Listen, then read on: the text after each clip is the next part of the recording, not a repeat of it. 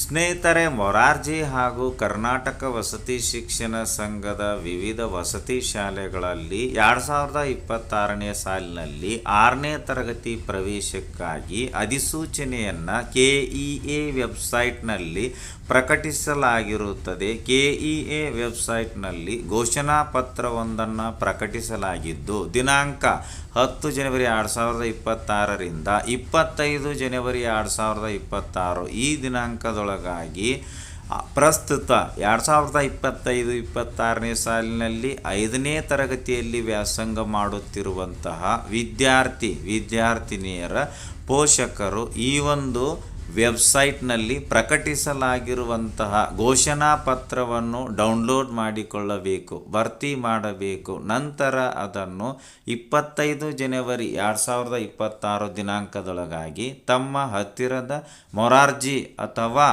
ಕರ್ನಾಟಕ ವಸತಿ ಶಿಕ್ಷಣ ಸಂಘದ ಯಾವುದೇ ವಸತಿ ಶಾಲೆಗಳಿಗೆ ಸಲ್ಲಿಸಿ ಸ್ವೀಕೃತಿಯನ್ನು ಪಡೆಯಬಹುದಾಗಿರುತ್ತದೆ. ಪ್ರಸ್ತುತ 2025-26ನೇ ಸಾಲಿನಲ್ಲಿ 5ನೇ ತರಗತಿಯಲ್ಲಿ ವ್ಯಾಸಂಗ ಮಾಡ್ತಿರ್ತಕ್ಕಂತಹ ವಿದ್ಯಾರ್ಥಿನಿಯರ ಪೋಷಕರ ಒಂದು ಕುಟುಂಬದ ವಾರ್ಷಿಕ ಆದಾಯ ಮಿತಿ ಕ್ಯಾಟಗರಿ ವೈಸ್ ವಿದ್ಯಾರ್ಥಿಗಳಿಗೆ SC, ST ಮತ್ತು ಕ್ಯಾಟಗರಿ ಫಸ್ಟ್ ವಿದ್ಯಾರ್ಥಿಗಳಿಗೆ ಕುಟುಂಬದ ವಾರ್ಷಿಕ ಆದಾಯ ಮಿತಿಯು 2.5 ಲಕ್ಷ ಆಗಿರುತ್ತದೆ.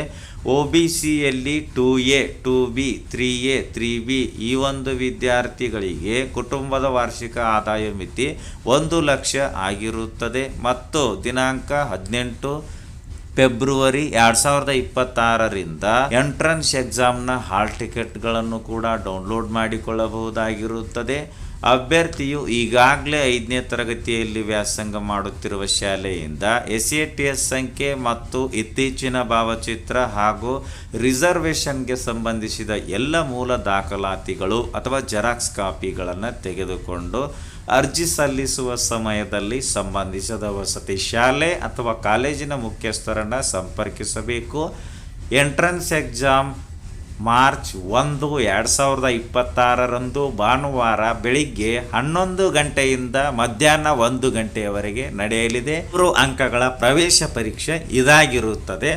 ವಸತಿ ಶಾಲೆಗಳ ಆಯ್ಕೆಯ ಆದ್ಯತಾ ಕ್ರಮದಲ್ಲಿ ನಮೂದಿಸಬೇಕಾಗಿರುತ್ತದೆ. ಅಂದರೆ ಆನ್ಲೈನ್ ಮೂಲಕ ಅರ್ಜಿ ಸಲ್ಲಿಸುವಾಗ ವಿದ್ಯಾರ್ಥಿ ಅಥವಾ ವಿದ್ಯಾರ್ಥಿನಿಯರಿಗೆ ಯಾವ ಶಾಲೆಗಳಲ್ಲಿ 6ನೇ ತರಗತಿಗೆ ದಾಖಲಾತಿಯನ್ನು ಬಯಸುತ್ತಾರೆಯೋ ಅಂತಹ ಶಾಲೆಗಳನ್ನು ಆದ್ಯತಾ ಕ್ರಮದಲ್ಲಿ ಆಯ್ಕೆ ಮಾಡಿಕೊಳ್ಳಬೇಕು. ಆದ್ಯತಾ ಕ್ರಮದಲ್ಲಿ ದಾಖಲಿಸುವ ಶಾಲೆಗಳನ್ನು ಮಾತ್ರ ಹಂಚಿಕೆಗೆ ಪರಿಗಣಿಸಲಾಗುತ್ತೆ. ಅಭ್ಯರ್ಥಿಗಳು ತಮ್ಮ ಸೀಟು ಹಂಚಿಕೆಯ ಅವಕಾಶವನ್ನು ಹೆಚ್ಚಿಸಿಕೊಳ್ಬೇಕಾದ್ರೆ ಕರ್ನಾಟಕ ವಸತಿ ಶಿಕ್ಷಣ ಸಂಘದ ಎಲ್ಲ ವಸತಿ ಶಾಲೆಗಳನ್ನು ಆದ್ಯತಾ ಕ್ರಮದಲ್ಲಿ ನಮೂದಿಸಬೇಕು.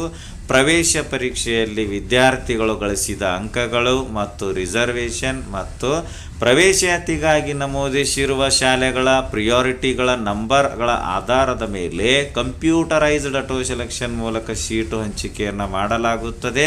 ಘೋಷಣಾ ಪತ್ರ ಮತ್ತು ಜಿಲ್ಲೆಯಲ್ಲಿ ಬರುವ ವಸತಿ ಶಾಲೆಗಳ ಪಟ್ಟಿಯನ್ನು ಡೌನ್ಲೋಡ್ ಮಾಡಿಕೊಳ್ಳುವ ಲಿಂಕನ್ನು ನಾನು ಈ ವಿಡಿಯೋದ ಡಿಸ್ಕ್ರಿಪ್ಷನಲ್ಲಿ ಕೊಟ್ಟಿರುತ್ತೇನೆ. ನಾವು ಈ ಒಂದು ಲಿಂಕ್ ಮೇಲೆ ಕ್ಲಿಕ್ ಮಾಡಿದಾಗ ನಮಗೆ ಈ ರೀತಿಯಾದಂತಹ ಪೇಜ್ ಶೋ ಆಗುತ್ತದೆ.